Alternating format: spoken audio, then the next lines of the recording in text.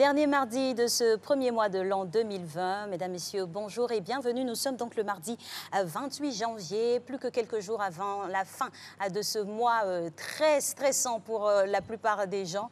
Mais Dieu merci, on va terminer ce mois en beauté. Et pour ce mardi, on aura un programme tout en beauté également. Bonjour à vous, Marcela. Bonjour ma très chère Alice, rassurez-vous, janvier va finir un seul jour, janvier va finir.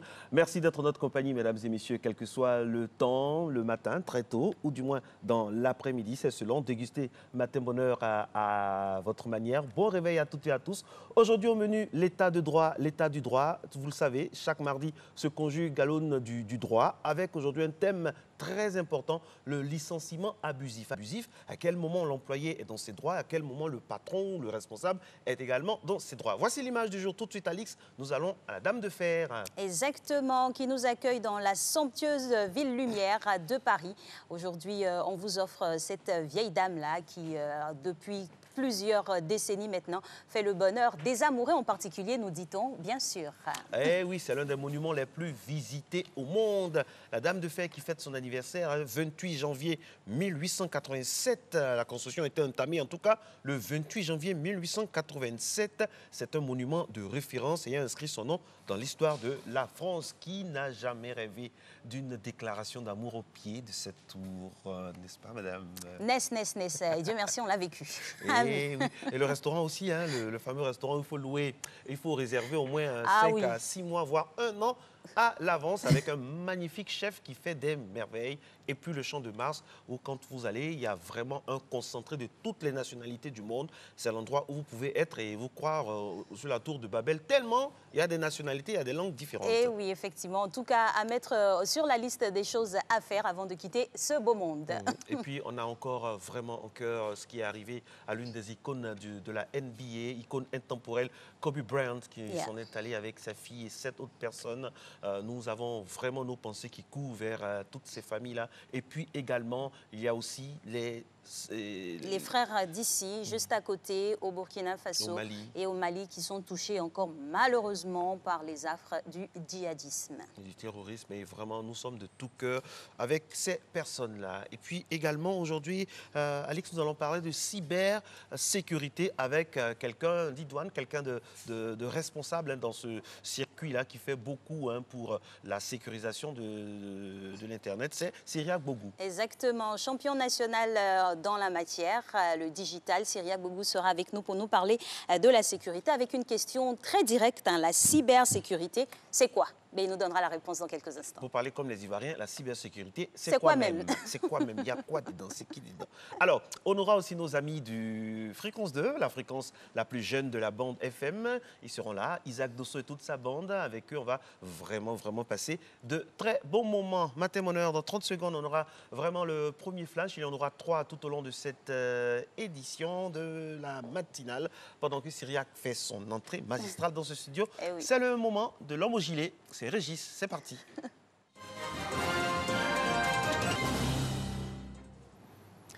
Bonjour Alix et Marco, madame, monsieur, bonjour. Bienvenue dans ce point de l'actualité. Eh bien, dans l'actualité de ce mardi, le séminaire du gouvernement dédié à l'adoption du plan d'action prioritaire 2020 qui a eu lieu hier à la salle des pas perdus du palais présidentiel.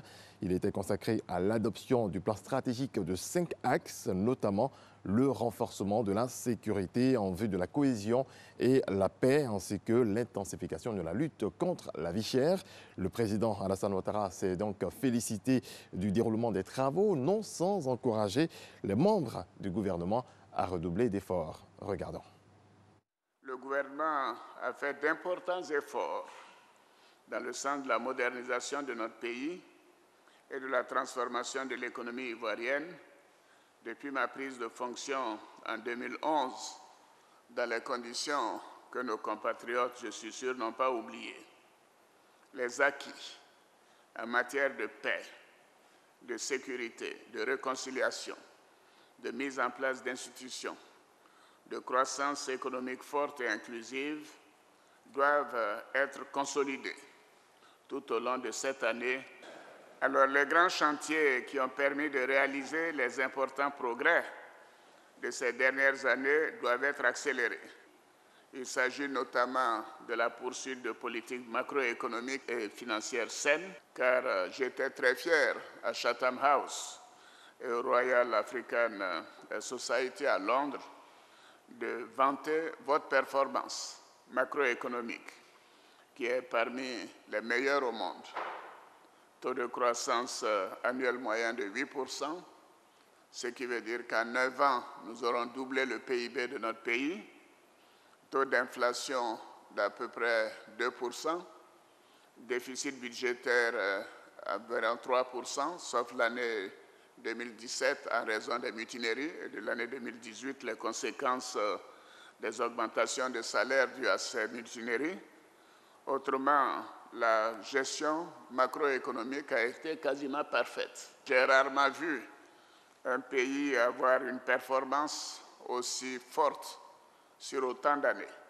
D'habitude, ces éléments que j'ai indiqués se font pendant 3 à 4 ans et ensuite les pays tombent dans une certaine lassitude. Mais vous n'avez pas cédé au découragement. Et surtout, vous avez maintenu vos efforts et ces performances sont exemplaires et je suis particulièrement fier de mon gouvernement et je tiens à le dire publiquement pour nos concitoyens. Bravo à chacun. Le coût du Hajj 2020 a été maintenu à 2 millions de francs CFA comme l'an dernier, avec un quota national qui passe à 10 000 places. C'est l'annonce faite lors de la cérémonie de lancement officiel du pèlerinage à la Mecque. Connu par Gassero. 7 000 places contingent étatique et 3 000 places opérateurs privés. Ce sont au total 10 000 places attribuées à la Côte d'Ivoire cette année pour l'accomplissement du pèlerinage à la Mecque, 5e pilier de l'islam. Le coût du Hajj, lui, est maintenu à 2 millions de francs CFA et les frais annexes de 83 500 francs CFA passent à 161 000 francs CFA, soit un total global de 2 161 000 francs CFA pour les nouveaux, tout comme les pèlerins ayant déjà effectué le Hajj. C'est ce qui ressort de la cérémonie de lancement de l'édition 2020 du Hajj organisée par la Direction générale des cultes et le commissariat du Hajj. Pour Bamba Messamba, directeur général des cultes par ailleurs, président du comité de surveillance, la plateforme informatique sera renforcée. Profitant de l'occasion, le président du Conseil supérieur des imams, des mosquées et des affaires islamiques COSIM a invité tous les acteurs impliqués dans l'organisation du Hajj à plus de responsabilités dans l'encadrement des pèlerins. Lorsqu'on encadre des vieilles personnes, des vieux pèlerins et des vieilles pèlerines qui ne savent ni parler le français, ni parler l'arabe, ils ne peuvent se défendre nulle part. C'est vous qui les défendez. On vous prie de continuer dans cette voie et de ne jamais dévier. Les propos du président du COSIM, appuyés par le ministre de l'Administration du territoire et de la décentralisation, qui n'a pas manqué d'encourager et féliciter le commissariat du Hajj et certains opérateurs privés pour la qualité des prestations.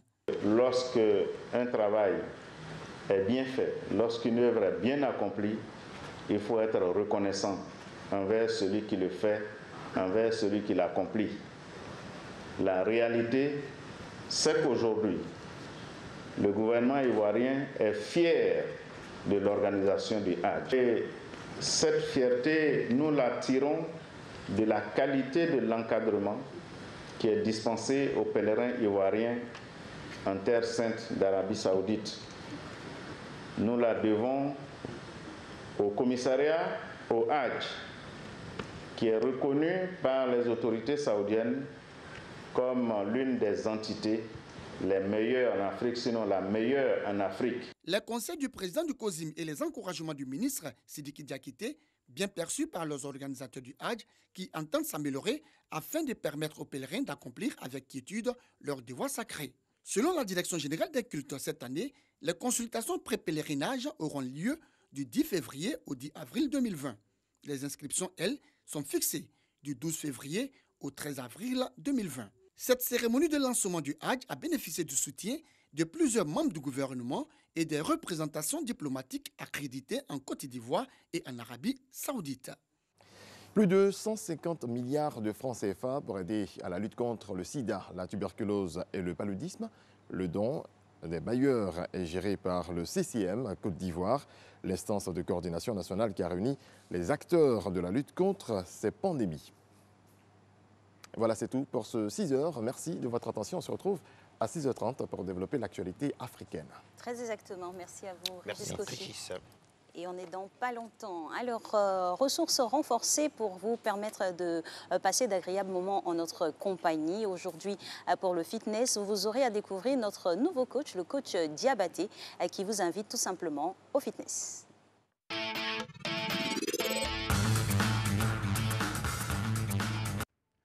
Bonjour, bonjour, coach Diabaté pour vous servir. On se met en place, on se réveille, allez, on se met en place. Petite séance d'échauffement avant la séance. Ok. Élévation. Genou léger. Ok. Bouge. Bouge. Allez. Petit. Mouvement. Allez. Bouge. Bouge. Bouge. Bouge. Bouge. Ok. Allez, descendez. Contactez bien dos serré fessier. 1, 2, 3, 4, 5, 6, 7 et 8. Change côté.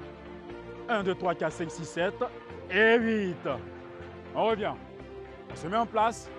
Séance, travail debout, renforcement musculaire. Solidifier les muscles. 2, 3, 4 et bouge. Ok. 2, 3, 4. Ok. Personne. Bonne condition physique. On ne descend pas totalement sous le genou. Léger. Descendre légèrement. Revenir. Ok. Personne en bonne condition physique. Pas de problème au niveau des genoux. Descend complètement. Toujours le dos droit. On fixe droit devant nous. Ok. Là, on se place. Restez. Restez en bas. Reste là. 1, 2, 3, 4, 5, 6, 7, 8 encore. Bouge. Bouge toujours. 3, 4 toujours avec le sourire. Le sport, il est magnifique. C'est la vie. Bouge. Pause. Le mouvement, il est très simple. C'est de travailler la taille. OK? Réalisation du mouvement. Les abdos sont bien contractés. Fessiers bien contractés. Pas de flexion au niveau de genou. Bouge là. Bouge là. Bouge. Bouge. Travaille au niveau de la taille. Il travaille la taille. Et au niveau de la jambe aussi. Solidification. Bouge là. OK. On va changer l'exercice sur l'autre côté. 1, 2, 3. Le regard est toujours fixé à l'avant. Avec toujours ce petit sourire là. Toi qui me suis à la maison. Le sport, c'est la vie. Fais-le avec beaucoup de joie. Bouge là. Bouge là. Bouge. Vous qui n'avez pas la condition requise pour l'exercice. On travaille doucement. On n'est pas obligé d'aller comme le coach. Doucement. OK. Il faut toujours tendre la jambe. Pas de flexion au niveau des genoux. Et réaliser le mouvement. Le regard toujours fixé droit devant. OK. Bouge. Bouge là. Toujours joindre la respiration au mouvement. OK. 3, 4, 5, 6, 7, 8. Pause. Séparez les jambes. Flexion légère au niveau des genoux. On met les pieds, les mains là. Contractez abdos. OK. Et là. Bouge là. Bouge là. Réalisation de l'exercice. Bouge là. 1, 2, 3, 4, 5. Torsion de l'exercice. Personne en bonne condition physique. Vous réalisez le mouvement comme coach Youssouf. Je vous à la maison. Toujours le regard fixé droit devant avec le sourire. Le mouvement de travail. Les obliques et les dorsaux. Bouge là. Toujours. Toujours. On change d'exercice. Hein? On se met ensemble là. Sortez les mains en avant. Toujours légèrement fléchi. Contractez abdos serrés. Flexion. Bouge. Flexion. Des coudes vers les épaules. Les poings fermés. Réalisation de l'exercice. Langue. Les coudes regard droit devant. Regard fixé droit devant.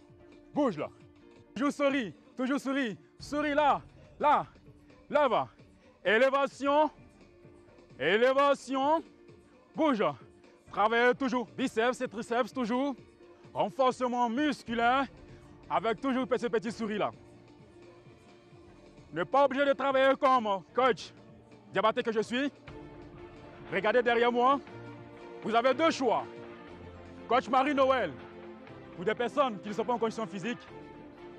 Et coach Youssouf, pour des personnes en bonne condition physique. Bouge là. Bouge là. Bouge là. Bouge là. Bouge là. Bouge là. On rassemble les jambes, moi. Au fur et à mesure, on rassemble. Rassemble. Rassemble. Grandis sur la pointe de pied. 1, 2, 3, 4, 5, 6, 7 et 8.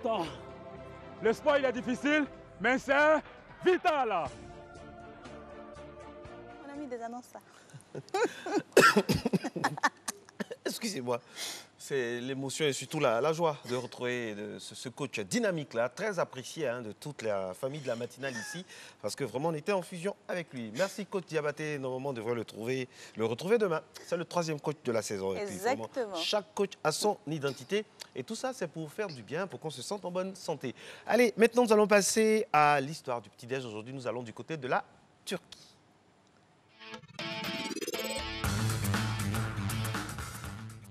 La Turquie qui nous accueille ce matin dans nos assiettes pour nous faire partager ce beau mets-là. J'espère que je vais prononcer comme il se doit avec la phonétique qui va avec. Le börek turc, c'est une galette. Le börek turc. Börek turc. D'accord. Galette au fromage. Super. Le börek est une variante de la pâtisserie salée originaire. Manger du bon börek d'Asie. Cette petite galette fourrée de viande, ça s'appelle le börek. Il y a de l'épinard, de pommes de terre et du four. Et très aussi, voilà, c'est très apprécié en Turquie. On aimerait saluer tous nos amis de la Turquie et du Liban, bien évidemment. On n'oublie personne. Bonjour à tous de ce côté-là. Du börek. Ben oui. Du börek, et c'est sûr qu'avec du thé, ça va passer parce que là-bas, ils sont très très friands de bon thé. Voilà encore le börek qu'on nous montre à l'antenne. Pour ce matin. Du börek encore. Voilà, pour se bourrer le ventre. Pour se bourrer le ventre. Merci d'être avec nous, mesdames et messieurs. Matin Bonheur se poursuit. Nous allons recevoir dans quelques instants non seulement notre spécialiste e-digital, Syria Bougou, il est déjà en plateau, mais avant, ici, on lisait les journaux. Ça vous dit ?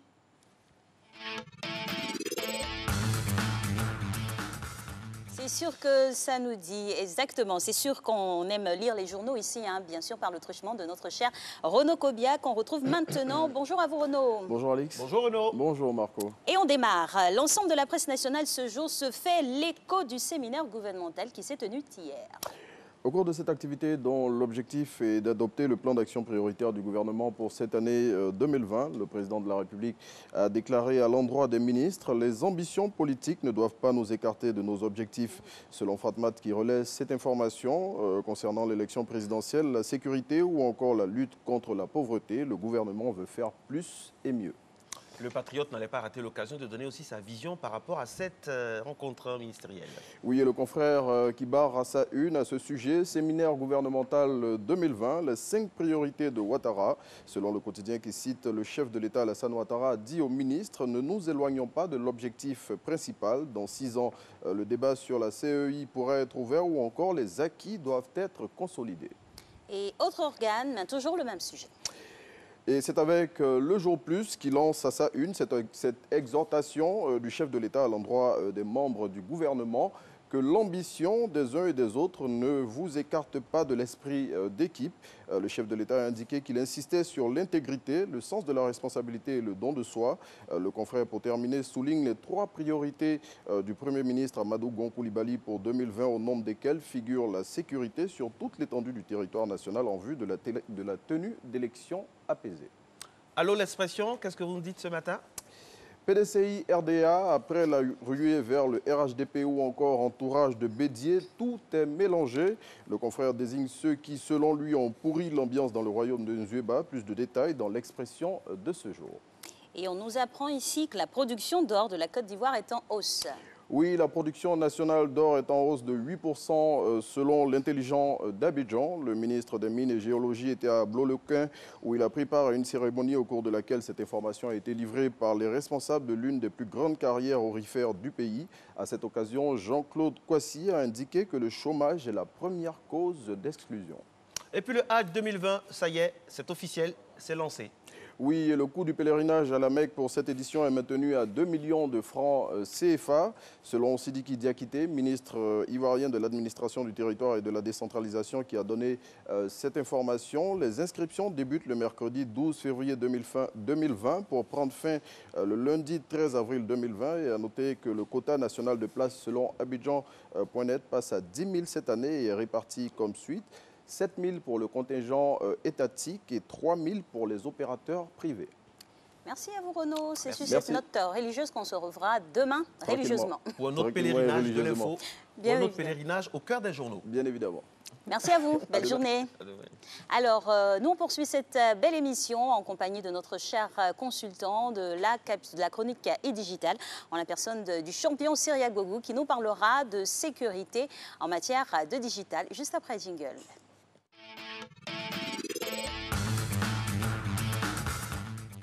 Alors, il y en a qui parlent de ce sujet-là pour mystifier, parce que finalement, il n'y a rien de concret. Et il y en a aussi au quotidien qui font de petits pas comme ça, pédagogie, sensibilisation. C'est bien le cas de notre invité, Cyriaque Gogou, qui n'est plus à présenter sur la toile, mais à présenter aussi très tôt le matin ici. Cyriaque, bonjour. Bonjour, On Mathieu. s'est déjà Bonjour, vu en ce Cyriaque. début d'année, donc on s'est déjà souhaité les vœux. Oui. La cybersécurité, pour parler comme les Ivoiriens, c'est quoi même? C'est quoi même? Donc, pour faire plus simple, la cybersécurité, c'est la sécurité informatique. Et aujourd'hui, informatique et numérique riment ensemble. Donc, c'est la sécurité de tout ce que vous avez comme appareil matériel que vous pouvez utiliser pour aller sur Internet, pour votre ordinateur, votre téléphone. Donc, tous ces appareils-là aujourd'hui doivent être sécurisés. Donc, c'est pour ça on parle de cybersécurité. Alors, quand on parle de sécurité, c'est qu'en face, on appose bien sûr le danger. Quels sont donc les dangers auxquels nous sommes exposés? Il y a énormément de dangers puisqu'aujourd'hui, nous sommes dans un monde où la donnée est quand même quelque chose que tout le monde voudrait avoir. On dit la donnée aujourd'hui, c'est le pouvoir. Donc, tout le monde aimerait avoir les informations de tout le monde. Donc, il y a les pirates aussi qui les recherchent. Il y a l'espionnage aussi industriel. Donc, qu'est-ce que l'autre, mon concurrent, est en train de faire? Donc, je mets en place aussi des stratégies pour pouvoir avoir ce type d'informations. Parce qu'aujourd'hui, l'information est tellement capitale. Et parce que l'information est capitale, il faudrait pour cela se protéger. Donc, si tu n'es pas protégé, tu es exposé à non seulement à ce que tes données fuitent, on parle de fuite de données par moment, ou bien tu es exposé même à ne plus avoir toi-même être en possession de tes données. Certains parleront de piratage de mes informations. J'ai plus accès à ma boîte mail, j'ai plus accès à mon compte réseaux sociaux et autres. Et pour des entreprises, véritablement, ça coûte cher lorsque cela arrive au fait. Est-ce que la cybersécurité aujourd'hui est absolue? Est-ce qu'on peut se dire oui, nous au niveau de notre sécurité, c'est à 100%? Ou bien avec l'évolution d'un côté des malfaiteurs et aussi il y a des possibilités? Aujourd'hui, aucun spécialiste en cybersécurité ne vous dira qu'il y a une sécurité à 100%. Ça n'existe pas. Celui qui vous dit qu'il y a une sécurité à 100%, dites-lui qu'il veut juste vendre un produit ou bien il veut juste vendre quelque chose. Donc, il n'y a pas de sécurité à 100%. Même les grands spécialistes continuent de faire tester leurs solutions par d'autres personnes pour voir s'il n'y a pas de faille. Souvent même, ils mettent de l'argent en jeu pour dire celui qui arrivera à pirater notre système va recevoir telle ou telle somme pour voir la fiabilité de leur système. On a vu tout récemment, pour ceux qui suivent l'actualité, un grand fabricant de téléphonie mobile qui était hyper sécurisé a vu ses données a pu avoir son matériel être pénétré par un système de défense. Donc, c'est pour dire qu'aujourd'hui, il n'y a pas de sécurité à 100%. Dès lors où le postulat il est posé ainsi, comment se prémunir justement de cette attaque-là? D'accord. Lorsqu'on fait dans tous séminaires et autres, on dit la plus grande faille, c'est celui qui utilise l'objet. Donc, c'est nous, les utilisateurs. C'est nous qui sommes vraiment la faille dans notre système de sécurité. Donc, peu importe la sécurité qu'une entreprise va mettre en place, peu importe la sécurité qu'un État même pourrait mettre en place, si les individus, si les utilisateurs eux-mêmes n'ont pas quelques petits réflexes en matière de cybersécurité, ils vont être le piège. Je prends un exemple. Supposons que moi, je me dis sécurisé à 100%. Et que Alix ou Marcelin n'a pas le même niveau de sécurité que moi, vous devenez de facto une faille pour moi, parce que si vous avez un souci ou bien si vous avez perdu votre téléphone, du fait que nos échanges ont eu lieu sur ce téléphone-là, on peut accéder à moi via vous, pas moi directement, parce que moi, je me dis sécurisé. Donc, c'est pour ça que dans l'éducation en matière de cybersécurité, il est important que tout le monde soit au même niveau de sécurité pour pouvoir avoir des échanges dits sécurisés. Quand on parle de niveau, le mot est lâché. Hein. Quand on se dit même que les États-Unis sont vraiment en des soucis, donc on imagine, nous, les pays dits en voie de développement, à quelle sauce digitale ou cybersécuritale sommes-nous mangés, si on peut s'exprimer ainsi? Non, je peux dire déjà, c'est vrai que quand on regarde, même dans les films, hein, quand on voit un peu comment ils cassent certains systèmes informatiques et autres, on se pose vraiment des questions. Mais je me dis, si on a une bonne éducation sur le plan hygiène numérique, ça peut déjà nous aider. Je prends un exemple. Souvent, j'entends des personnes dire « j'ai été piraté ». Mais par exemple, ils reçoivent un mail dans lequel on dit qu'ils ont gagné à une tombola, qu'ils ont joué, alors que toi-même, inconsciemment, tu sais que tu n'as pas joué à cette tombola-là. Inconsciemment. Donc, on te dit, envoie tes informations. Souvent, on te demande même ton mot de passe et tout ça. Et comme on aime bien, on aime bien le gain facile, on emmène ces informations, alors que derrière, on ne sait pas à qui on envoie les informations. Ça, c'est le premier point. Le deuxième point donc, on a vu certains cas circuler sur certains réseaux sociaux où on te dit que telle compagnie aérienne en train de fêter ses années, donc et tu peux gagner un billet d'avion, alors qu'il suffisait juste de regarder même la signature de l'adresse sur lesquels on doit jouer. Ce sont des appâts, en fait. Ce sont des appâts. Donc, c'est peut-être le petit C ou bien le petit A qu'ils écrivent bizarrement qui fait... C'est tellement subtil aussi. C'est subtil. Donc, justement, c'est le truc de l'appât, au fait. Et on tombe dedans des fois inconsciemment, comme vous avez dit. Oui, mais donc, c'est à nous aussi de faire attention aujourd'hui. Le site Internet comment je vais dire, de cette compagnie est disponible. Est-ce qu'on peut même prendre certains... Tellement on veut gagner, on ne regarde pas ces petits détails. On baisse la garde. On baisse la garde et là, c'est fatal souvent pour certains. Vous avez parlé d'une notion très importante, à savoir, on va dire, l'hygiène sur le numérique. Qu'est-ce que c'est? L'hygiène sur le comment numérique... l'acquérir? D'accord. Déjà, c'est se poser nous-mêmes certaines questions. Est-ce que par exemple, aujourd'hui, presque tous nos adresses e-mail sont connectées à des réseaux sociaux qui sont connectés souvent même à des comptes bancaires et autres, tout ça. C'est de se poser la question, est-ce que j'ai un mot de passe quand même qui est sécurisé? Aujourd'hui, il existe des plateformes sur lesquelles on peut même tester la vulnérabilité de ce mot de passe ou bien pour voir s'il est fort ou bien s'il est faible. Donc, c'est déjà... Et aujourd'hui, un mot de passe, aujourd'hui, il doit être composé de lettres majuscules, minuscules, de chiffres, de caractères spéciaux, arrobas, dièse et autres. Et mieux, on ne parle même plus de mots de phrases de mots de passe, on parle de phrases de passe. Donc, par exemple, je suis à Matin Bonheur, ce matin, aujourd'hui, 28 janvier, ça peut être un mot de passe, par exemple. Parce que ce qu'il faut comprendre, c'est la logique dans laquelle les autres travaillent. Ceux qui nous veulent du mal, c'est ils essaient d'avoir des informations, il reste qu'un brin d'information sur nous et en fonction de ça, ils font tout ce qui est probabilité pour voir si ça marche. Donc, le premier cas, souvent quand on fait les formations, on se rend compte que les gens, généralement, c'est soit leur numéro de téléphone qu'ils mettent comme information, c'est soit la date d'anniversaire, soit la date de l'enfant, de leur chérie et autres. Ça, c'est des trucs... Après, c'est des choses qui divulguent naturellement. C'est trop prévisible, c'est quoi. trop On s'attend prévisible. tout de suite à ça. Donc, dis-toi que je veux lui rendre la tâche la plus difficile possible. Donc, comment je l'accorde? Donc, déjà, c'est ce que je viens de dire. Deuxièmement, c'est de se dire, est-ce que aujourd'hui, quand je suis dans des lieux publics, est-ce que je ne donne pas assez d'informations sur moi? Aujourd'hui, il y a des personnes, rien que le fait de les suivre sur les réseaux sociaux, tu connais le nom de leur chat, tu connais le nom de leur chien, le nom de leur nounou, de tout le monde. Mais je t'accoste dans la rue, je dis, ah, mais comment va Milou? Ah, Milou, il va bien. Ah, mais il avait des puces la semaine dernière, tu as pu régler. Alors que c'est la première fois que je te connais parce que toi-même, tu m'as donné toutes ces informations. Donc, c'est de se dire aujourd'hui, je dois bien me comporter sur tout ce qui est plateforme numérique. OK, d'accord, donc ça veut dire qu'il y a une certaine éducation digitale, cyber, au niveau de la sécurité à avoir. Alors, quid vous avez abordé un peu le sujet par rapport à notre flexibilité sur les réseaux sociaux. Quid des vidéos de certaines personnes ou de certaines personnalités qui circulent? Quand on est à un certain niveau de responsabilité, est-ce qu'on peut faire soi-même sa propre cybersécurité vraiment de façon spéciale? Oui. Quel conseil pourriez donner à ces personnes prises la main dans le sac ces derniers temps? Déjà, de se faire conseiller, de se faire coacher par quand même des spécialistes. Parce qu'un spécialiste... Et de les écouter surtout. Et surtout de les écouter. Mais après, ce qui est intéressant, c'est que...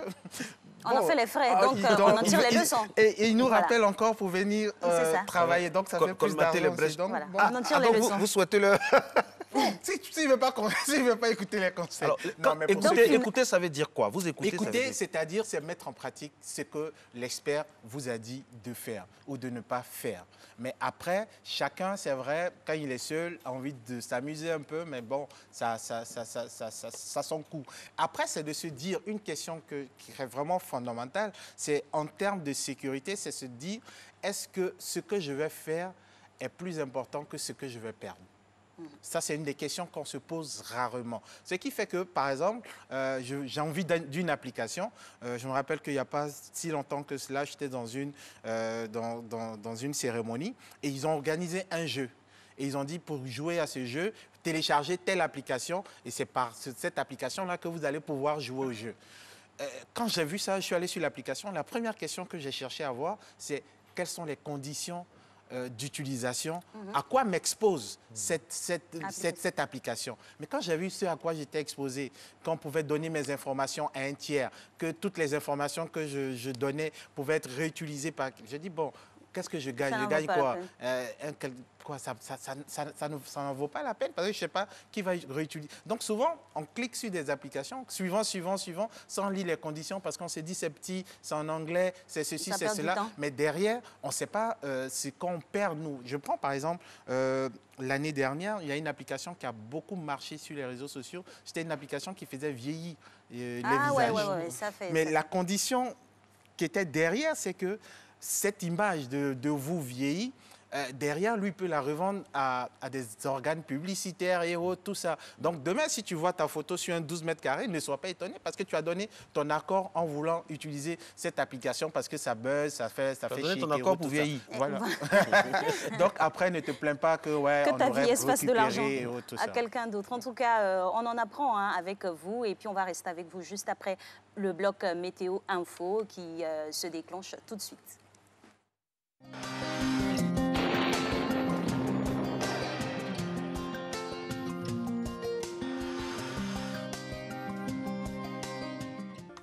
Mesdames et messieurs, bonjour. La brume humide sera présente en début de matinée dans le sud forestier sur le littoral, mais aussi localement dans le centre et l'ouest du pays. Cette situation fera vite place à un ciel généralement nuageux, avec de belles éclaircies par moments dans le sud forestier et sur le littoral. Dans le nord, le centre, l'est et l'ouest, on aura un ciel partiellement nuageux et quelque peu pâle, et les vents secs seront toujours présents sur ces zones.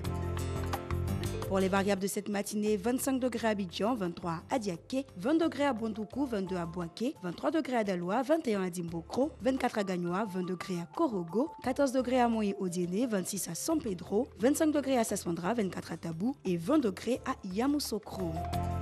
L'après-midi, le soleil s'affichera de mieux en mieux, dominant aussi le ciel ivoirien. Il fera donc très chaud, humide dans la moitié sud du pays. En milieu ou en fin de période, on observera des développements de nuages relativement denses pouvant donner localement de la pluie, particulièrement dans le sud-ouest. Le nord et la bande centrale subiront le soleil et par moments des vents secs.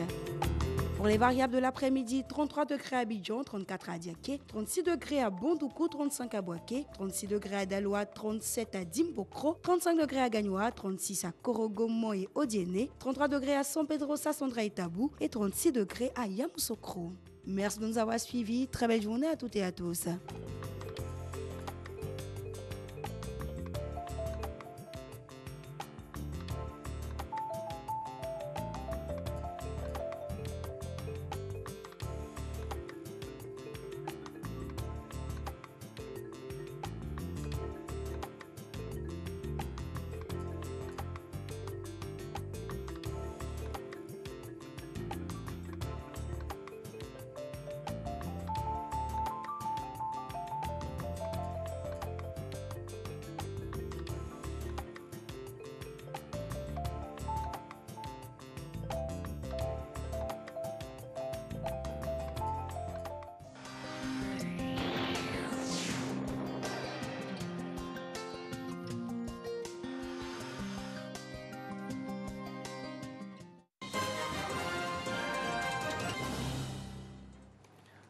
Retour de l'information, nous développons l'actualité sur le continent. Bienvenue. La Gambie a connu une journée sous très haute tension dimanche à Banjul. Plusieurs centaines de personnes ont manifesté pour réclamer le départ du président Adama Barrow. Des heurts ont éclaté avec la police. Le bilan est encore incertain. Le directeur d'un hôpital de la ville annonçait la mort de 3 manifestants dimanche soir. Une information démentie par le gouvernement gambien. Au Sénégal, le parti présidentiel est en proie à de fortes dissensions. Il vient d'exclure Moustapha Diakhaté, l'un de ses membres fondateurs et aussi ex-chef de cabinet du président Macky Sall. Moustapha Diakhaté est aussi ancien député et président du groupe parlementaire de la majorité présidentielle. Il a été exclu du parti pour avoir créé un courant parallèle afin, dit-il, de redresser la pente descente sur laquelle est le président Macky Sall.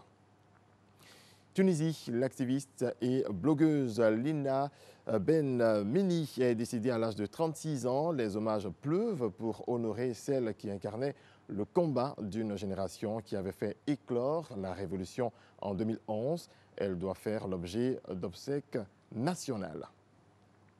Le Cameroun est confronté à une difficulté de production de passeports. Les autorités expliquent. Regardons.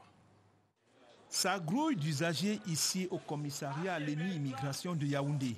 L'affluence, née de la forte demande de passeports, est au centre de la communication à la délégation générale à la sécurité nationale.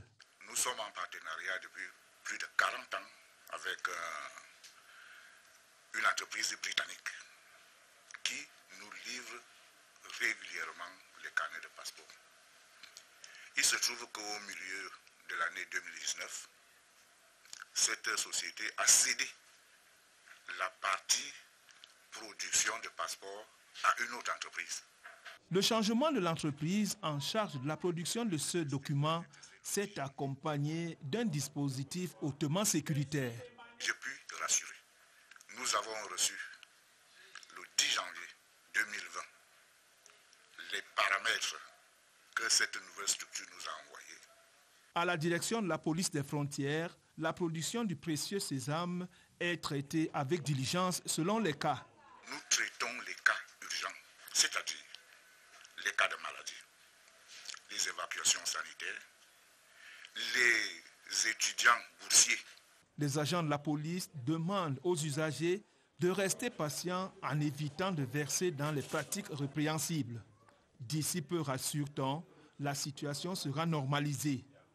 On reste au Cameroun pour faire connaissance avec le baccalauréat en art cinématographique qui fait son entrée dans le système éducatif. Les acteurs, les producteurs, les scénaristes, toute la chaîne de la production au Cameroun a un nouveau repère. La filière art cinématographique est désormais officielle avec l'instauration d'un baccalauréat filière art cinématographique.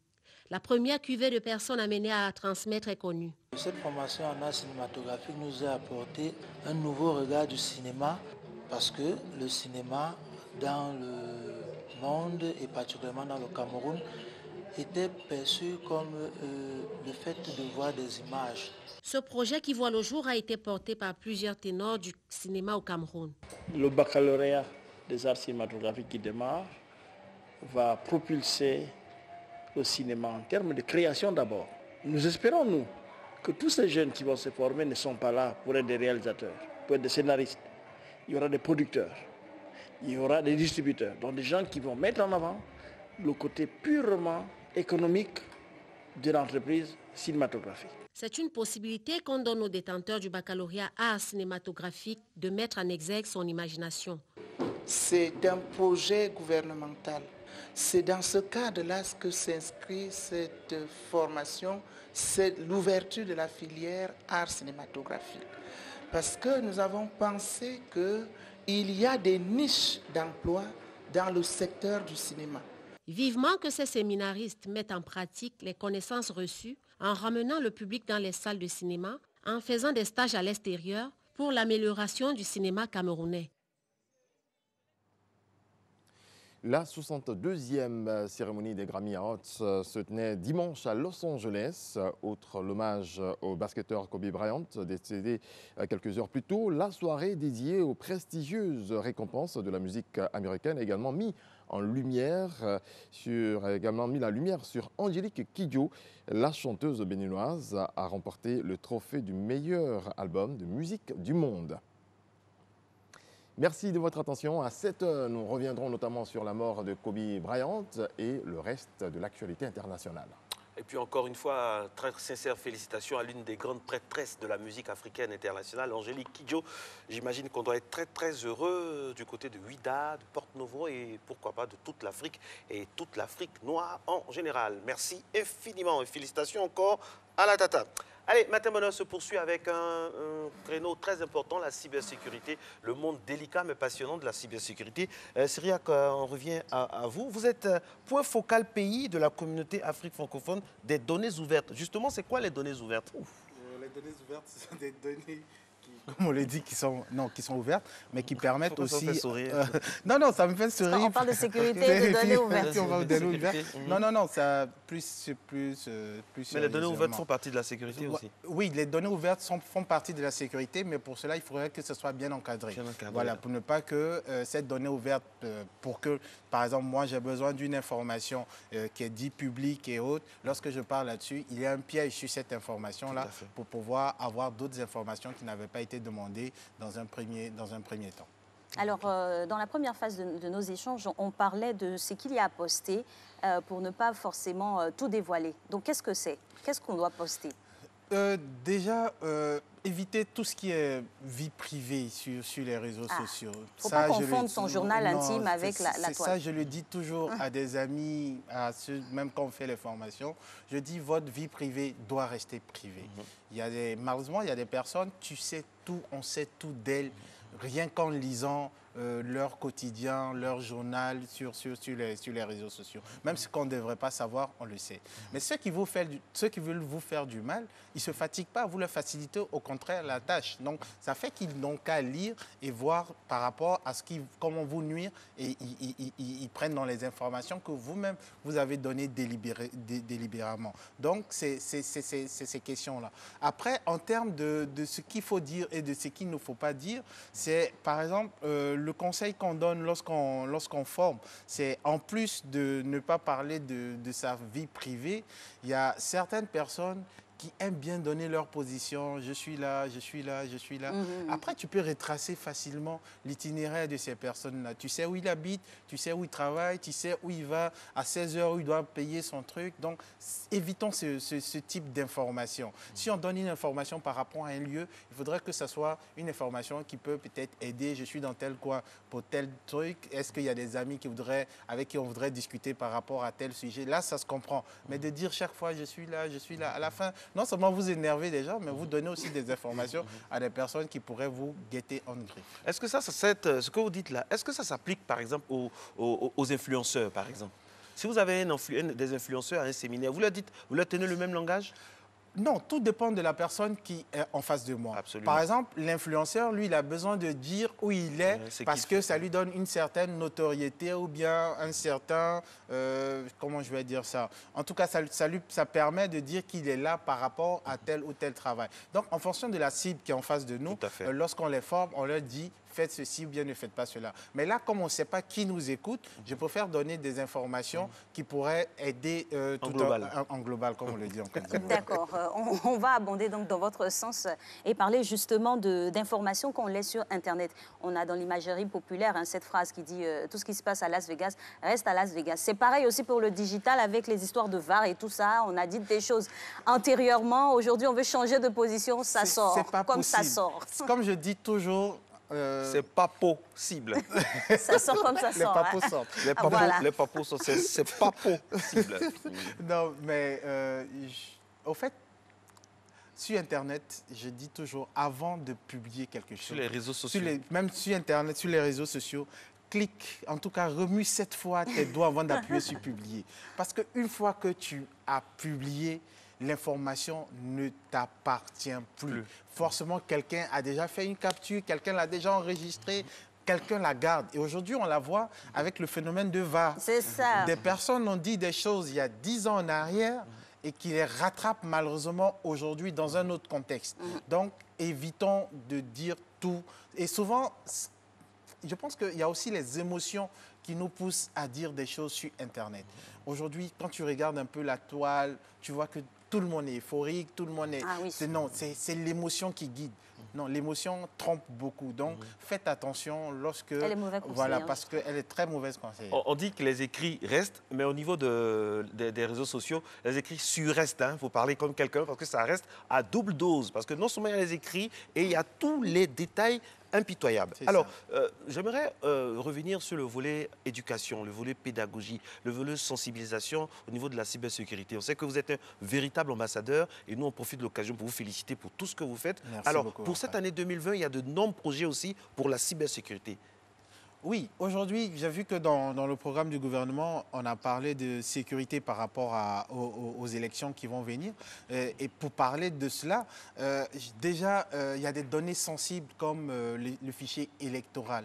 Donc, que nous, en tant que citoyens, on est en mesure de demander quand même, pour revenir à tout à l'heure, ce que vous donnez par rapport aux données ouvertes. Donc, de savoir où vont ces informations. Je le dis pourquoi? Parce que pas dans un pays... très proche d'ici, donc qui est le Sénégal. Il y a quoi, l'avant-dernière élection, malheureusement, le fichier électoral était téléchargeable par quiconque. Donc aujourd'hui, tel n'importe quel citoyen lambda pouvait le télécharger. Donc je pouvais avoir les informations d'Alix, sa carte d'identité, le numéro de sa carte d'identité, le lieu de son habitation, sa signature. Et ça, vous voyez ce que ça a pu faire. Et après, je pense que quand la toile là-bas s'est enflammée par rapport à cela, ils ont quand même pris le temps de mieux sécuriser. Là, nous sommes dans un contexte quand même assez très sensible. Délicat. Donc il faudrait que ça soit bien géré. Et je sais qu'on a quand même des experts en Côte d'Ivoire en matière de cybersécurité et qui vont le faire avec l'aide de l'accompagnement, je dirais, du gouvernement pour que de telles bavures ne puissent pas se faire ici en Côte d'Ivoire. Et aussi, pour revenir en matière de cybersécurité et de protection, aujourd'hui, pour ceux qui utilisent des logiciels propriétaires, je dis logiciel propriétaire, tout logiciel dans lequel on vous demande d'avoir une licence. Et après, ne soyez pas étonnés d'avoir des virus parce que si vous utilisez un logiciel que vous avez piraté, donc non, Alex, le retour de bâton. Non, parce que j'utilise un logiciel pour lequel je n'ai pas payé. Franchement. Le logiciel dit, quand tu payes la licence, j'ai droit à avoir une mise à jour du fabricant. Mais comme je ne l'ai pas payé, donc je n'ai pas droit à ces mises à jour, alors que les mises à jour viennent pour corriger des failles de sécurité. Donc, vu que je ne peux pas faire la mise à jour, je suis emprunt à avoir des failles. Donc, les failles font qu'aujourd'hui, certains disent, j'ai été piraté ou bien je ne retrouve plus telles informations et autres, tout ça. Donc, de grâce, ceux qui m'écoutent, utilisez des logiciels. Si vous utilisez des logiciels propriétaires, utilisez avec des licences et non des logiciels piratés ou hackés. Comme pour le bon conseil, voler n'est pas bon. Il ne faut pas le faire. C'est ça. Alors, justement, parlons du volet pédagogique et instruction à avoir sur le digital. Là, on a parlé des élections, de données et tout ça. On pourrait s'étendre. Bon, on va laisser faire. Et parler de Facebook. Vous avez parlé de piraterie. Aujourd'hui, on voit de plus en plus, mon compte a été piraté. Comment c'est possible? Ou a été cloné, où des gens utilisent des photos de d'autres personnes et réussissent quand même à exercer de manière malsaine. OK. Par rapport à Facebook, je suis content de parler de cet endroit parce qu'on a eu plusieurs séminaires avec l'équipe de Facebook sur le continent par rapport à cela. L'une des choses que les gens font rarement, c'est d'aller dans leurs paramètres pour changer certaines informations. Ça, c'est vrai. Ça, c'est très important. Donc, franchement, allez dans les paramètres. Moi, je prends un exemple très simple. Aujourd'hui, par exemple, si Marcelin me tague sur une information, et comme je sais que Marcelin est de bonne foi, il va me taguer sur des choses assez intéressantes, mais ça sort sur mon fil d'actualité comme si c'était moi qui l'avais posté. Par contre, dans les paramètres, tu peux dire avant que ça ne sorte sur mon examen fil, de journal. Il faut examiner le journal. Donc, je donne accord. Donc, lorsque Marcelin va me taguer, ou bien Alix va me taguer, on me dit, Cyriac, Alix ou Marcelin t'a tagué sur telle information. Est-ce que tu acceptes que ça parte sur ton journal? Si je ne donne pas cette information, quand il parle, et donc Marcelin est de bonne moralité. Supposons que ce soit quelqu'un qui ne soit pas de bonne moralité, regardez ce que ça peut créer en termes d'irréputation par rapport à vous, surtout que si vous êtes déconnecté pendant une certaine période, mais vos amis vont vous appeler, ah, ton compte a été piraté. Pour revenir au faux compte, Facebook a mis en place toutes ces mesures-là, de dire aujourd'hui, je suis une personnalité ou bien je suis un citoyen lambda, quelqu'un a copié mon compte, c'est déjà la première chose. On aime bien faire, rarement les Ivoiriens cliquent sur le bouton signaler. On aime bien faire la capture d'écran. Ah, ce deuxième compte-là a piraté. Allez-y, ne l'acceptez pas. Alors que le bouton signaler, voilà, j'ai été encore piraté. Hein. Signaler une fois seulement et Facebook sait que... Et après, ils vont vous demander des informations pour ceux qui sont quand même des personnalités ou autres. On demande d'autres informations. Et mieux, si c'est ce que je conseille de faire généralement, c'est de le signaler aussi à la plateforme de lutte contre la cybercriminalité, donc la PLCC. Donc, une fois qu'on a toutes ces informations, je peux aller porter plainte à la PLCC qui, elle, va commencer à mener une enquête pour savoir qui est en train de faire cela contre moi. Syria, comment sont organisés les spécialistes de cybersécurité dans notre pays? Est-ce que vous êtes nombreux? Est-ce que vous êtes suffisants? Est-ce que chaque ministère... Parce qu'il y a des informations trop importantes là. Est-ce que chaque ministère vous consulte? Voilà. Parce qu'aujourd'hui, on travaille tous avec les réseaux sociaux. Comment ça se fait en Côte d'Ivoire concrètement? Pour ce qui est sur le plan, je vais dire, administratif, donc tout ce qui est gouvernement et autres, je sais qu'il y a une agence gouvernementale qui s'occupe de cela. Donc, il y a, le nom m'échappe, la SNDI qui est chargée de gérer... Société nationale de développement informatique. Qui est chargée avec tout ce qui est police scientifique, police des traces, donc la direction des traces et des technologies, donc, dans laquelle la PLCC se trouve. Donc, tous ceux-là travaillent avec les services de renseignement généraux pour mettre en place une structure bien définie pour la protection de tout ce qui est ministère et autres, tout ça. Ça, c'est maintenant, pour revenir dans le privé ou bien pour le citoyen lambda aussi, c'est d'avoir ces informations. Aujourd'hui, souvent, il y a des cours en ligne que vous pouvez faire. Vous pouvez faire des formations qui vont vous juste durer 15 heures, mais vous avez le b.a.-ba en matière de cybersécurité. Et après, si vous voulez approfondir, ça, il y a d'autres formations payantes par rapport à cela. Donc, aujourd'hui, c'est vraiment emmener le citoyen lambda à s'informer, à ne pas rester là à dire je connais ou bien le peu que je connais me suffit. Non, continuez de vous former. Et chaque plateforme donne la possibilité d'aller soit dans le volet aide pour en savoir un peu plus, mais on ne le fait pas parce qu'on est soit paresseux ou bien on passe le temps sur autre chose et autre, tout ça. J'encourage les gens à lire et à s'informer. Finalement, l'utilisation, on va dire, de Internet relève d'une pédagogie ou même d'une formation pleine. Hein? Oui, ça relève d'une... Parce qu'aujourd'hui, l'un des gros soucis pour lesquels on voit certaines dérives, surtout dans notre société ici en Côte d'Ivoire, c'est qu'on peut dire, comme l'expression ivoirienne dit, on est tombé dedans.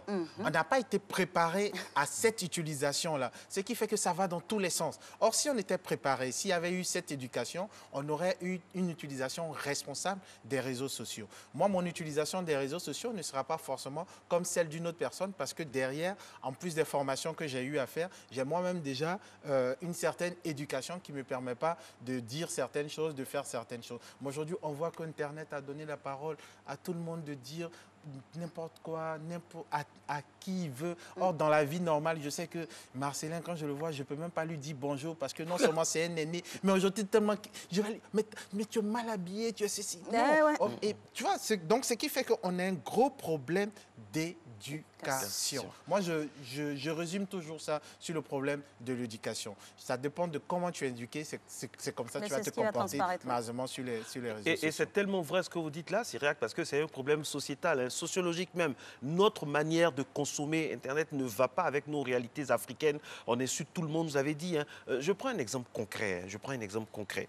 Quand on est sur les réseaux sociaux, c'est vrai, il n'y a pas de balise. Mais est-ce qu'au niveau africain, je vous suis depuis longtemps, je vois que voilà, au village, vous avez cette partie-là d'Afrique, d'africanité. Est-ce qu'on ne peut pas sauver un peu quelque chose encore en revenant à notre africanité de base, respect, solidarité? Parce que ça marche souvent. Si, ça marche. Je prends en novembre 2018, Mark Zuckerberg a fait une annonce comme quoi il veut mettre un conseil externe aux travailleurs de Facebook qui vont contrôler et réguler sa plateforme. Comme des rédacteurs en chef. Non, pas des rédacteurs en chef. Si tu veux, c'est un conseil constitutionnel, en quelque sorte, de Facebook. Donc, si aujourd'hui quelque chose se passe sur Facebook et que, par exemple, Marcelin porte plainte à ce conseil, vient porter plainte à ce conseil-là est à mesure de demander des comptes à Facebook. Et dans la réunion qu'on faisait pour préparer la mise en place de ce conseil sur le plan mondial, il y a eu 3 réunions en Afrique. J'ai eu la chance de participer sur 2 réunions. Mais on est venu sur ces valeurs africaines. Parce que, par exemple, nous, dans notre jargon, aujourd'hui, là, je vais tuer. C'est pas forcément que je vais assassiner la personne et autres. C'est de dire oui, c'est le langage. Mais quand tu mets tuer déjà dans les commentaires, Facebook te dit que c'est pas normal. Mais on a fait comprendre qu'il y a ce qu'on appelle le nouchi chez nous. Et je pense que les ingénieurs sont en train de travailler pour que certaines expressions africaines on puisse les laisser passer. Parce que quand tu mets tuer, bon, ça signale chez lui que bon, il y a un crime qui va se passer là-bas. Donc je pense que ces réalités-là, mais si nous-mêmes on n'en parle pas, ils ne vont pas prendre conscience de cela. Donc c'est à nous de dire, par exemple, il y a certaines inscriptions quand tu veux faire dans le formulaire, tu ne vois même pas des pays comme la Côte d'Ivoire et autres, tout ça. Mais tant que nous-mêmes Ivoiriens, on ne dénonce pas ça, et ils vont laisser ça parce que pour eux, ils trouvent que ce n'est pas important. Alors, Cyril Boubou, on a des fois entendu et on a vu dans la dynamique de l'espoir, ces mêmes dirigeants ou fondateurs, cofondateurs de tout ce qui peut être Internet, ils dissocient leur famille de cette utilisation-là. Quel regard vous portez là-dessus? Parce qu'il y a une école qui est faite aux États-Unis où il n'y a que des enfants de fondations d'Internet, monsieur Bill Gates et autres. Ils ont sorti leurs enfants de ce circuit-là. C'est qu'il y a un piège là-bas? Pourquoi nous, les autres, on laisse nos enfants là-bas? Pas forcément qu'il y ait un piège, mais ils se disent, bon, ils sont derrière, ils savent ce qui se passe en gros. Mais je pense que ce que nous devons retenir, est-ce que nos enfants ont besoin d'être sur Internet? Est-ce qu'ils ont besoin d'être... Même ici, souvent, on voit des jeunes tricher, alors que l'âge limite, il y a quand même une âge limite pour quand même être sur les réseaux sociaux. Mais tellement on veut que notre enfant soit dessus, on crée de faux profils et autres, tout ça. Mais après, on paye les conséquences. Moi, je dis aujourd'hui, la meilleure manière, c'est d'éduquer son enfant. Si moi, aujourd'hui, des enfants qu'on forme, quand ils vont après sur les réseaux sociaux, ces enfants-là n'ont pas la même manière d'utiliser que quelqu'un qui n'a pas été formé. Pour moi, la sensibilisation, l'éducation, c'est de lui faire comprendre que quand tu vas aller sur cette plateforme, attention, il y a des pédophiles derrière, il y a des ceci, il y a des cela. Donc, il sait reconnaître certains signaux qu'on lui aurait enseigné. Et dès qu'il voit ça, ah papa, j'étais sur Internet, voilà ce qui s'est passé. Et après, c'est à nous, parents aussi, de contrôler un peu ce que nos enfants font. Aujourd'hui, il y a ce qu'on peut mettre comme contrôle parental et tout ça. Est-ce qu'on le fait? On laisse tellement la latitude aux enfants de faire ce qu'ils veulent parce qu'on se dit, ah, il doit être libre, il doit être libre. Mais en tant qu'Africain, on sait comment, moi avant, quand tu fais quelque chose dans la rue, quelqu'un ne te connaît pas, il te frappe dans la rue, il t'emmène devant tes parents, il te frappe, ton papa te met dessus. Mais aujourd'hui, c'est des valeurs qui ont disparu carrément. Mais ça nous a permis d'avoir une certaine éducation. Je pense qu'on devrait revenir à ces valeurs. Alors ça, c'est un très bon thème. Ce serait un très bon thème. C'est réseaux sociaux et valeurs fondamentales, sociétales, vraiment et sociologiques. Ça ferait du bien. Alors, Cyriac, on est à 2-3 minutes de la fin de votre intervention. Très, très intéressante. Qu'est-ce qu'on doit retenir par rapport... Moi, j'ai envie de vous demander... Comment les réseaux sociaux seront dans 50 ans, quoi? C'est une réflexion qui a déjà commencé. Est-ce que c'est un robot qui va parler à notre place parce que là, on parle de l'intelligence artificielle. Donc, et quand tu vois ce qui se passe dans le domaine de l'intelligence artificielle, Dieu merci, on a une spécialiste ici, Fatim Cissé. Donc, je pense que ce sont des personnes avec lesquelles il faut vraiment discuter sur ces questions-là et pour anticiper. Malheureusement, chez nous, on ne sait pas anticiper. On ne sait pas anticiper. Aujourd'hui, nous sommes en janvier. Les élections arrivent en octobre.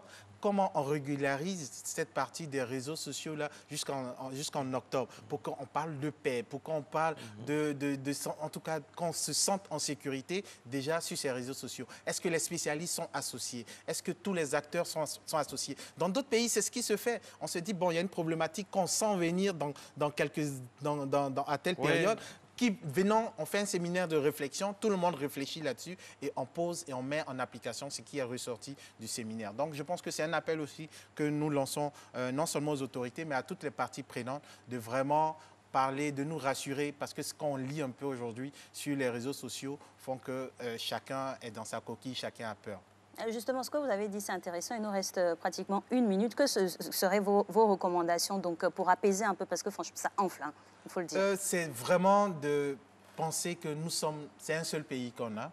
Donc, parlons paix, mais soyons sincères, pas d'hypocrisie, pas parler de paix juste pour le fun, pour que ça fasse bien, non. Soyons sincères, donc s'il y a des actes qu'on peut poser, on le pose ensemble pour qu'on sente que ça puisse rassurer. Aujourd'hui, les gens ont besoin d'être rassurés sur les réseaux sociaux. C'est vrai que souvent, on frappe, on met des gens en prison, mais est-ce la bonne manière d'assainir ce milieu-là? Je pense que c'est un travail en groupe qu'on doit faire, un truc de réflexion qu'on doit véritablement avoir là-dessus.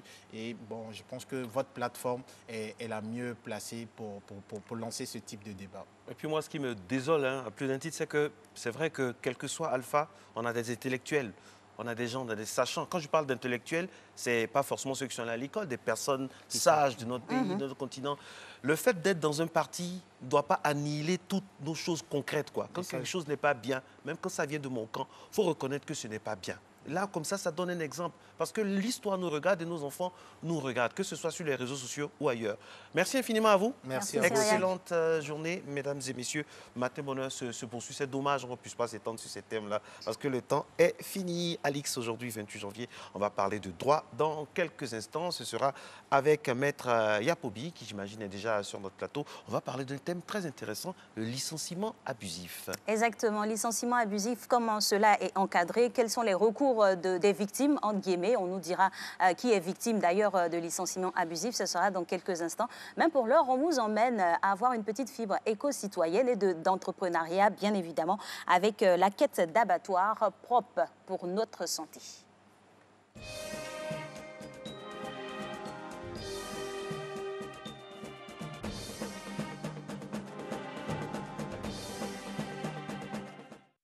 Dans cet abattoir situé en plein cœur du marché de Trashville, ce sont entre 400 et 450 poulets qui sont tués chaque jour. Ça là, c'est Bougui. C'est Bougui, ça là. Bougui, c'est comment le poulet? Kaboré Janvier est le responsable de cet abattoir. L'abattage de poulets, un business qu'il a hérité de son père il y a quelques années. Une activité qu'il a surtout fait évoluer. C'est un abattoir qui s'est installé depuis près de 10 ans. Voilà, avant, on déplumait les poulets à la main. Et avec le temps, bon, les choses ont changé. Pour la sécurité alimentaire, on a préféré mettre les carreaux bien entretenus et puis installer une machine. Cette machine appelée plumeuse dans le jargon est la fierté des Janvier. D'une capacité de traitement de 20 à 25 poulets à la minute, elle symbolise le changement de cap de cet abattoir vers les normes édictées par le gouvernement en matière d'abattage de volailles. Le gouvernement a demandé que les abattoirs soient modernisés. Et c'est dans ce cadre-là qu'on a ouvert ce point-là pour déplumer plus de poulets et puis, comment on appelle ça, respecter les normes de la sécurité alimentaire. Si Janvier a pu s'adapter et faire évoluer son activité, ce n'est pas le cas de tous les acteurs de ce secteur. Les tueries à façon sont les plus nombreuses sur les marchés, comme ici à Port-Boué. Avec leurs moyens rudimentaires, défiant les normes de la biosécurité, ces petites mains semblent ne pas être conscientes des risques sanitaires que leur activité fait courir aux consommateurs. Ça, là, il n'y a pas de saleté dedans. C'est avant, on peut dire que c'est ça. Là, maintenant, tout c'est carrelé. Il n'y a plus de saleté comme avant. Maintenant, c'est propre tous ces jours. La lutte contre ce type de tuerie reste le principal défi des organisations professionnelles du secteur. Que l'État nous aide afin que dans chaque marché, on puisse avoir des machines plumeuses pour pouvoir améliorer la qualité du poulet. Des abattoirs propres, c'est également la préoccupation du ministère des Ressources animales et halieutiques. C'est vraiment un problème de santé publique et cela doit être compris, accepté et mis en place par tous, que nous passions à un abattage beaucoup plus salubre, un abattage sécurisé pour le bien de nos consommateurs et aussi pour la santé des personnes qui fréquentent les marchés. Un important plan de développement d'abattoirs modernes est prévu en vue d'assurer un abattage propre qui préserve le respect de la qualité sanitaire et hygiénique des volailles. Quand nous avons été frappés par la grippe aviaire en 2015 déjà et 2016, il était question de réfléchir à des solutions durables. Et l'une des solutions, c'est donc le projet abattoir industriel de volailles, PAVCI, que nous avons lancé en collaboration avec certains opérateurs de ce secteur, du secteur avicole sur le territoire. 7 abattoirs industriels sont ainsi prévus à Korogo, Man, Bondokou, Azaguié, Dabou, Tiébissou et Daloa. Capacité d'abattage entre 1000 et 2000 poulets à l'heure. Mais en attendant le démarrage effectif de ce chantier, des opérateurs se sont lancés dans l'abattage industriel, l'abattage propre. Sont en activité 2 abattoirs industriels détenus par 2 grands groupes privés. Et celui-ci, beaucoup plus modeste, basé à Port-Boué. On est content aujourd'hui. Ils sont dans le temps, on a un client qui est arrivé il y a 1h15. Je vois, ils ont fait 150, la productivité est tenue, ça va. Il y avait l'opportunité de créer une alternative entre la bataille de volailles dans les petits marchés où les conditions d'hygiène sont assez délicates, ou le grand abattoir. Et on a essayé de voir et de montrer qu'on peut faire moyen et puis bien pour servir les populations. L'abattoir de Madame Noël Louvel abat en moyenne 3000 poulets par jour. Elle occupe 3% du marché de l'abattage. Une modeste contribution à une alimentation saine en Côte d'Ivoire. Il y a encore de la marge, Les Ivoiriens adorent le poulet. Les Ivoiriens adorent le poulet. La petite contribution pour nous, c'est offrir de la marchandise saine. En Côte d'Ivoire, la consommation de volailles par habitant et par an est passée de 0,43 kg en 2006 à 1,99 kg en 2015, selon l'interprofession avicole ivoirienne IPRAVI.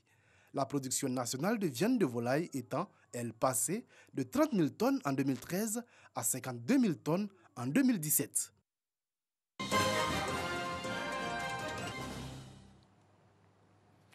L'actualité internationale dans Matin Bonheur. Merci d'être à ce rendez-vous qui démarre en Chine. Le bilan de l'épidémie de pneumonie virale s'est aggravé à 106 morts. C'est ce qu'ont annoncé aujourd'hui les autorités sanitaires de la province de Hubei où a démarré l'épidémie. Elles ont précisé que le virus avait fait 24 nouveaux décès et contaminé 1291 nouvelles personnes. Comment ce nouveau virus se propage d'humain à humain? Élément de réponse. La transmission interhumaine de nCoV 2019 est aujourd'hui avérée. La maladie se transmet par les postillons en éternuant ou toussant. Un contact étroit est nécessaire dans une famille, une chambre d'hôpital ou si l'on se tient à moins de 1 mètre d'une personne infectée qui tousse sans protection. Elle se transmet aussi en touchant une surface sur laquelle se trouve le virus, puis en portant sa main à la bouche, au nez, aux yeux. La durée de vie de nCoV 2019 est de quelques jours en milieu humide, comme des gouttelettes de salive, et d'environ 3 heures hors milieu humide. Le risque d'être infecté en touchant un objet importé de Chine est donc extrêmement faible. Comme tous les virus, celui-ci ne résiste pas à la cuisson. Il n'y a pas de risque de consommer de la viande bien cuite.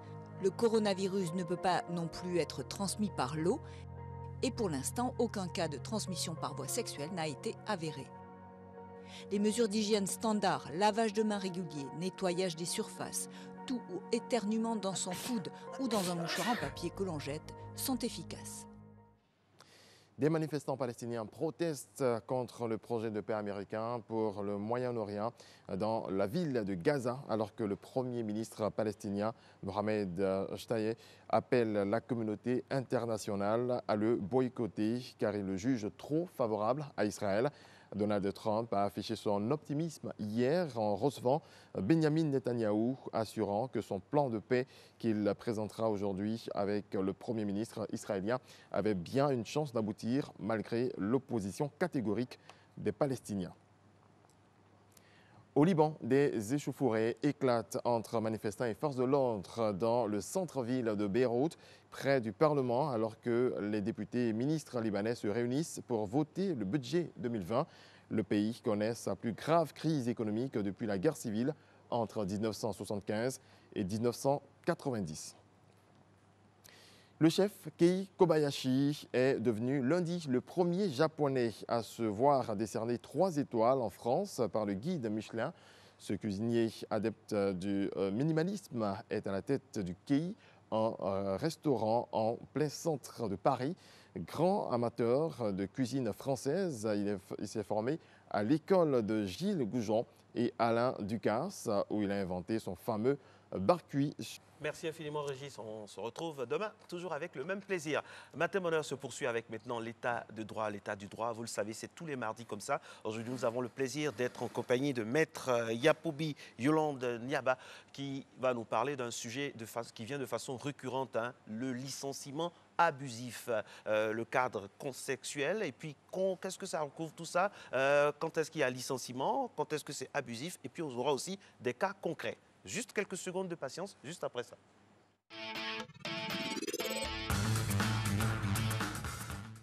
Merci à vous, Marcelin. Elle est donc avec nous en plateau. Bonjour, maître, et bienvenue. Bonjour, madame. Alors, on parle de licenciement abusif. On vous donne la parole pour situer le texte.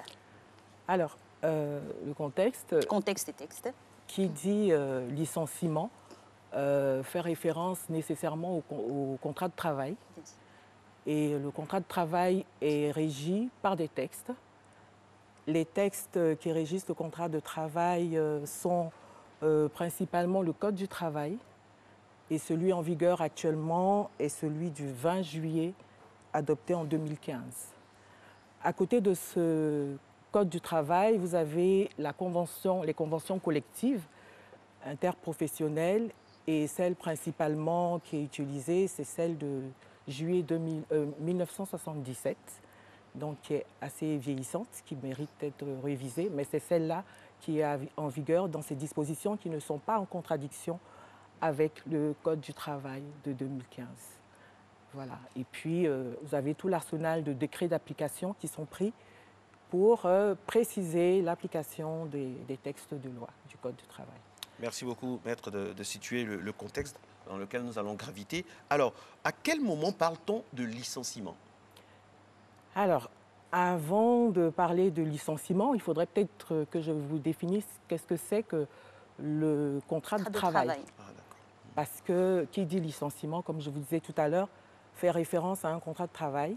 Et le contrat de travail est défini par le Code du travail comme l'accord entre un travailleur en vertu duquel ce travailleur met à disposition d'un employeur ses compétences professionnelles et qui travaille sous l'autorité et la direction de cet employeur, moyennant rémunération.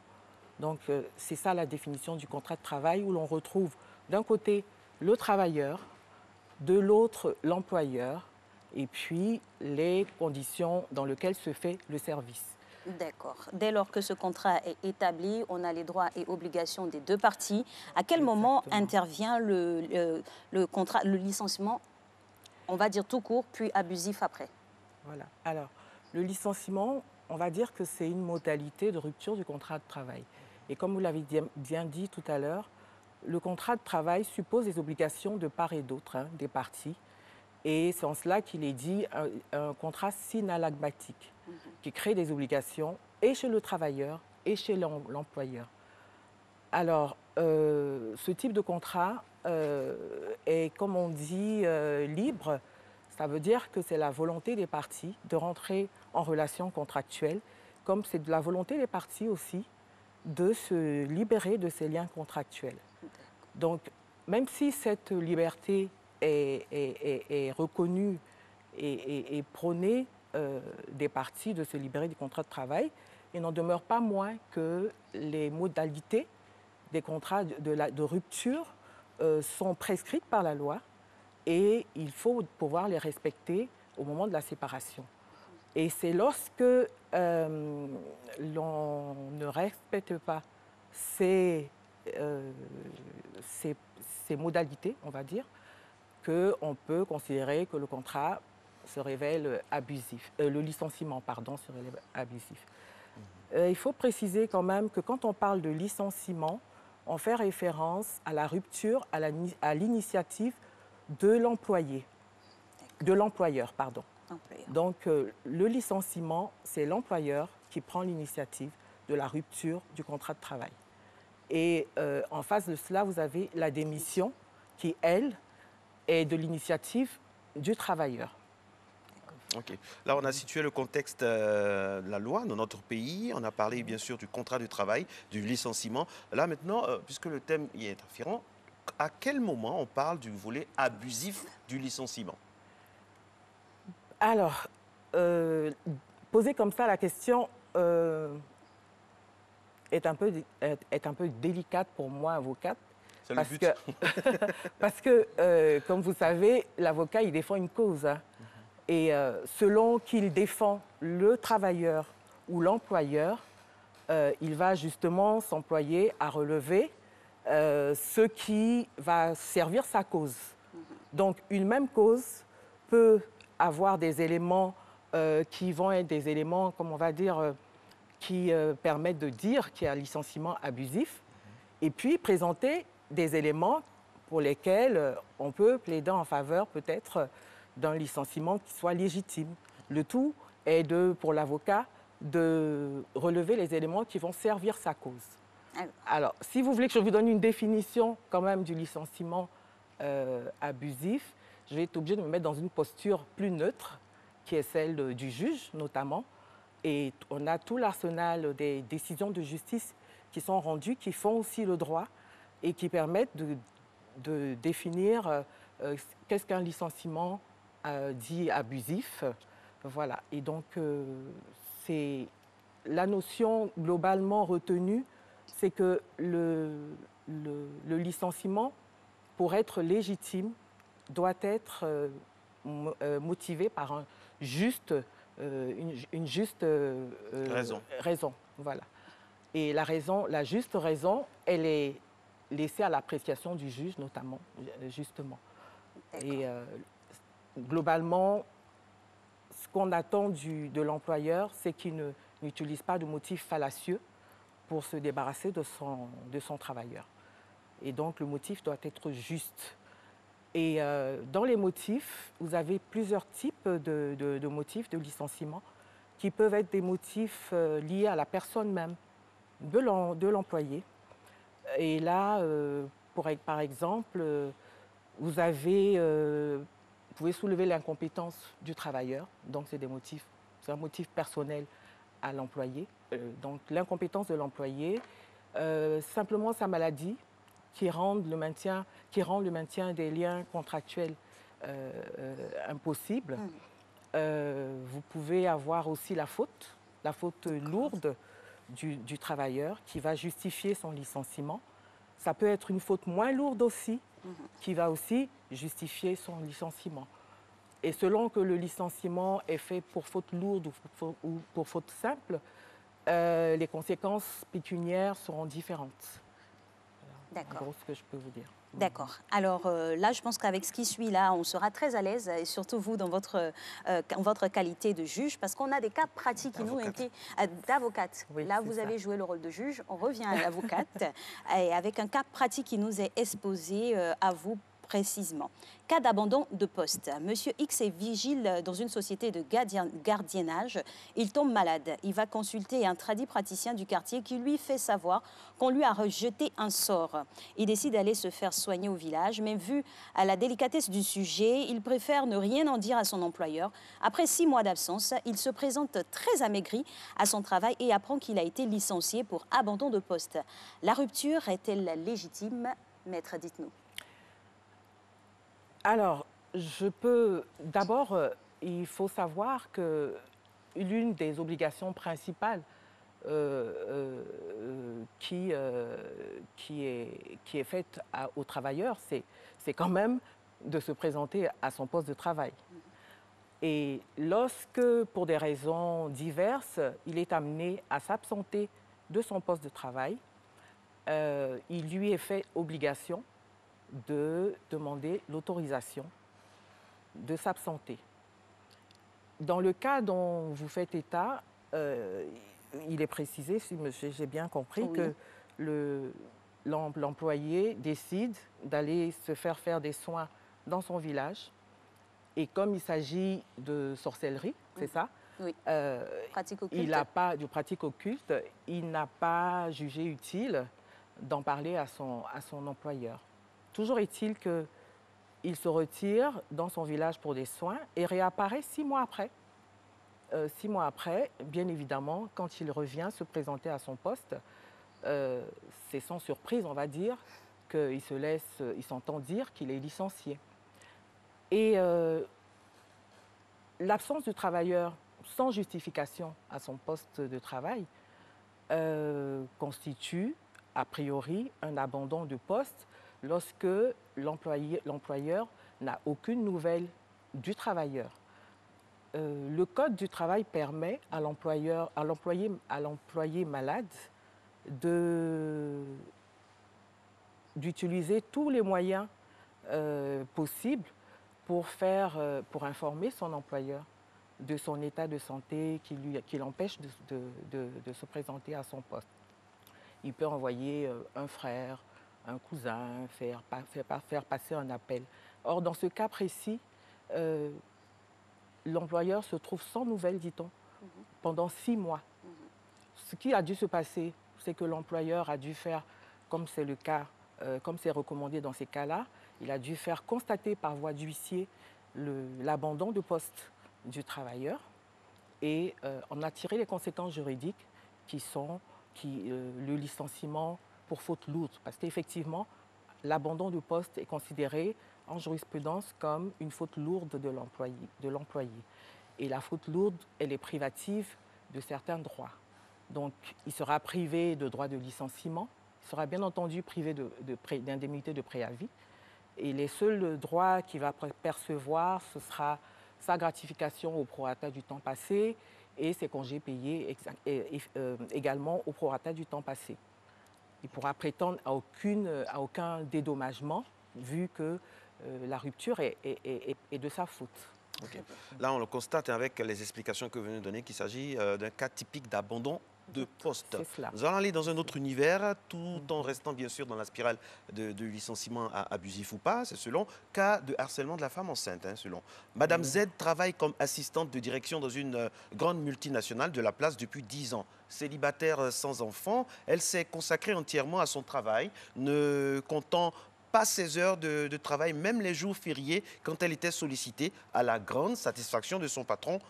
Elle a rencontré récemment un amoureux avec qui elle a décidé de convoler en juste noces et attend un heureux événement. Mais les problèmes arrivent depuis qu'elle a annoncé la bonne nouvelle à son directeur. Elle essuie continuellement ses remarques, ses interpellations sur sa façon de travailler. Son patron n'arrête pas de lui envoyer du travail, de vraiment augmenter sa masse quotidienne de travail. Madame Z trouve que ce n'est pas juste, d'autant que son ardeur au travail n'est en rien altérée par son état de grossesse. Elle ne sait plus quoi faire et pense à démissionner. Et ce qui la retient, c'est que la perte de son emploi n'est pas opportune, surtout qu'elle est enceinte. Que peut-elle faire, maître? Très bien. Et là, on se trouve en face du cas typique de harcèlement moral au travail. Fort heureusement, le Code du travail de 2015, adopté en 2015, a de façon expresse